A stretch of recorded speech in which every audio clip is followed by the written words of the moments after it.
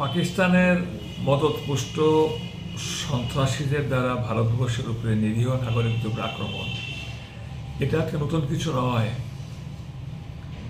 ধারাবাহিকভাবে ভারত স্বাধীন হওয়ার পর থেকেই ধারাবাহিকভাবে পাকিস্তান ভারতকে বেকায়দায় ফেলতে, অর্থনৈতিক দিক দিয়ে, সামরিক দিক দিয়ে, সর্বক্ষেত্রে ভারতবর্ষের স্বাধীনতাকে বিপন্ন করার জন্য from the very first day of independence, অর্থাৎ 1947 14ই আগস্ট থেকে পাকিস্তানের তার খেলা একই খেলা, ভারতকে যে কোনো উপায়ে বেকায়দায় ফেলা।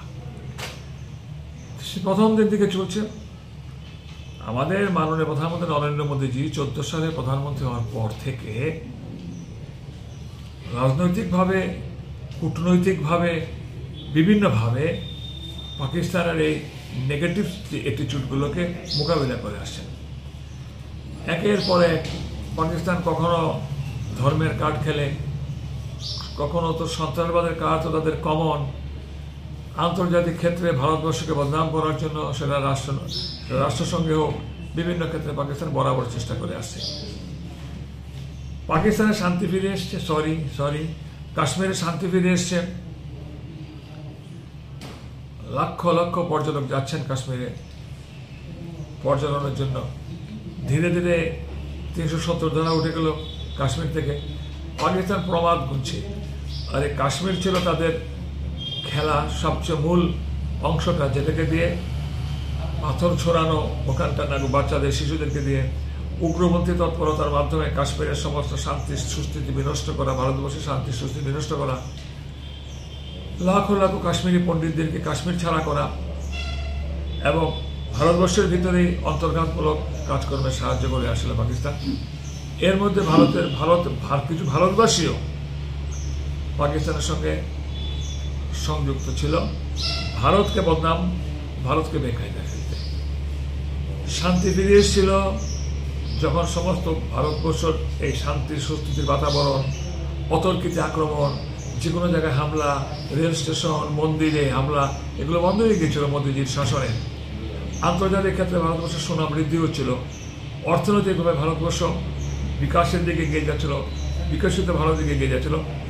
একটা লাস্ট মরণ কামড় দেওয়ার চেষ্টা করলো পাকিস্তান এই পহেলগাঁতে নিরীহ 26 জন নাগরিককে নিরীহ পর্যটকদের হত্যা করে। এই যে এটা কাশ্মীরের পাকিস্তানের চিরাচরিত অভ্যাস।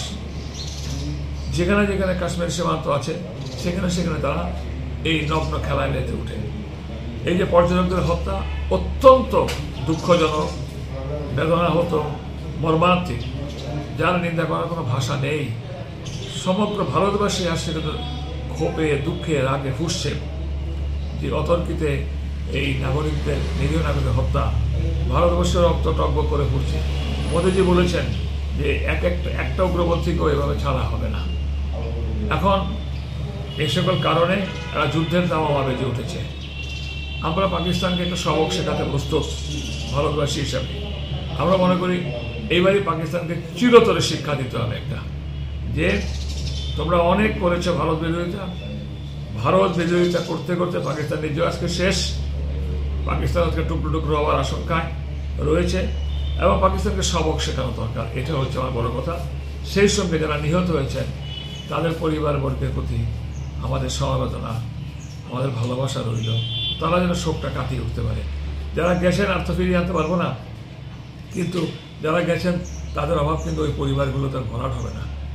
তারপর ঈশ্বরের কাছে প্রার্থনা করি তাদের মনের মধ্যে শান্তি ফিরে আসুক, তাদের মনের মধ্যে আবার যে হারিয়েছে সেটা ধীরে ধীরে সে শোকটা কাটিয়ে উঠতে পারে। ইতিমধ্যেই আমাদের দেশের প্রধানমন্ত্রী জল বন্টন বন্ধ করে দিয়েছে এবং বিভিন্ন জায়গাতে সিল করে দেওয়া হয়েছে এবং বলা হয়েছে 48 ঘন্টার ভেতরে সমস্ত পাকিস্তানে ফিরে যাওয়ার জন্য।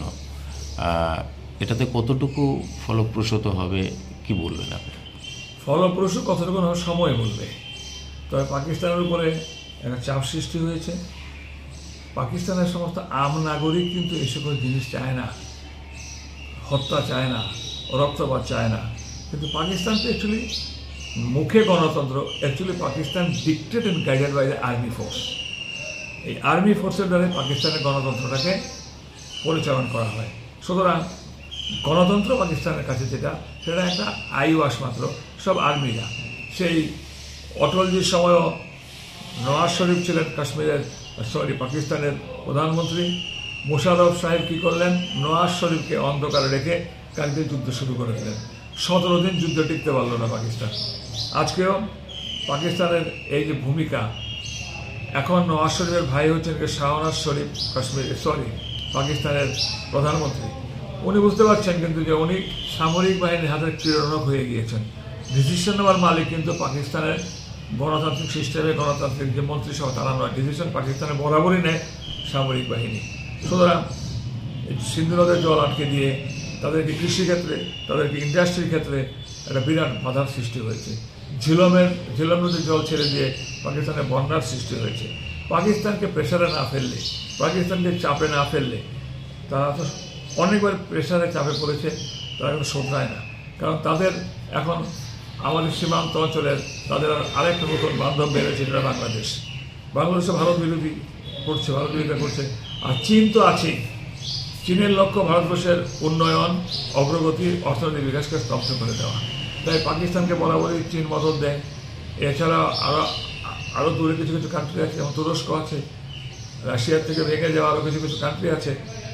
আর ভারতবর্ষের মধ্যে কিছু ভারতের থেকে, ভারতের খেয়ে, ভারতের পরে, ভারতের সমস্ত সুজলাং সুফলাং শস্য শ্যামলাঙের সমস্ত কিছু সুবাতাস নিয়ে এরা ভারত বিরোধিতা করে, ভারত বিরোধিতা চক্রান্ত করে। পাকিস্তানের মদতপুষ্ট সন্ত্রাসীদের দ্বারা ভারতবর্ষের উপরে নিরীহ নাগরিকদের উপর আক্রমণ, এটা একটা নতুন কিছু নয়। ধারাবাহিকভাবে ভারত স্বাধীন হওয়ার পর থেকেই ধারাবাহিকভাবে পাকিস্তান ভারতকে বেকায়দায় ফেলতে, অর্থনৈতিক দিক দিয়ে, সামরিক দিক দিয়ে, সর্বক্ষেত্রে ভারতবর্ষের স্বাধীনতাকে বিপন্ন করার জন্য from the very first day of independence, অর্থাৎ 1947 14ই আগস্ট থেকে পাকিস্তানের তার খেলা একই খেলা, ভারতকে যে কোনো উপায়ে বেকায়দায় ফেলা। সে প্রথম দিন থেকে চলছে। আমাদের মাননীয় প্রধানমন্ত্রী নরেন্দ্র মোদীজি 14 সালে প্রধানমন্ত্রী হওয়ার পর থেকে রাজনৈতিকভাবে, কূটনৈতিকভাবে, বিভিন্নভাবে পাকিস্তানের এই নেগেটিভ অ্যাটিটিউডগুলোকে মোকাবিলা করে আসছেন। একের পর এক পাকিস্তান কখনো ধর্মের কার্ড খেলে, কখনো তো সন্ত্রাসবাদের কার্ড তো তাদের কমন। আন্তর্জাতিক ক্ষেত্রে ভারতবর্ষকে বদনাম করার জন্য, সেটা রাষ্ট্রসংঘে হোক, বিভিন্ন ক্ষেত্রে পাকিস্তান বরাবর চেষ্টা করে আসছে। পাকিস্তানের শান্তি ফিরে এসছে, কাশ্মীরে শান্তি ফিরে এসছে। লক্ষ লক্ষ পর্যটক যাচ্ছেন কাশ্মীরে পর্যটনের জন্য। ধীরে ধীরে 370 ধারা উঠে গেল কাশ্মীর থেকে। পাকিস্তান প্রমাদ গুনছে। আর এই কাশ্মীর ছিল তাদের খেলা সবচেয়ে মূল অংশটা, যেটাকে দিয়ে পাথর ছড়ানো, ওখানটা বাচ্চাদের, শিশুদেরকে দিয়ে উগ্রপন্থী তৎপরতার মাধ্যমে কাশ্মীরের সমস্ত শান্তি সুস্থিতি বিনষ্ট করা, ভারতবর্ষের শান্তি সুস্থিতি বিনষ্ট করা, লাখো লাখো কাশ্মীরি পণ্ডিতদেরকে কাশ্মীর ছাড়া করা এবং ভারতবর্ষের ভিতরেই অন্তর্ঘাতমূলক কাজকর্মে সাহায্য করে আসলে পাকিস্তান। এর মধ্যে কিছু ভারতবাসীও পাকিস্তানের সঙ্গে সংযুক্ত ছিল, ভারতকে বদনাম, ভারতকে বেকায়দায় ফেলতে।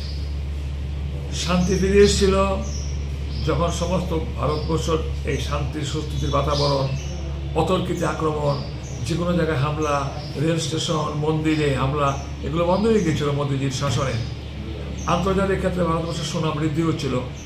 অর্থনৈতিকভাবে ভারতবর্ষ বিকাশের দিকে এগিয়ে যাচ্ছিল, বিকশিত ভারতের দিকে এগিয়ে যাচ্ছিল। একটা লাস্ট মরণ কামড় দেওয়ার চেষ্টা করলো পাকিস্তান এই পহেলগাঁতে নিরীহ 26 জন নাগরিককে নিরীহ পর্যটকদের হত্যা করে। এই যে এটা কাশ্মীরের পাকিস্তান চিরাচরিত অভ্যাস। যেখানে যেখানে কাশ্মীর সীমান্ত আছে সেখানে সেখানে তারা এই নগ্ন খেলায় মেতে উঠে।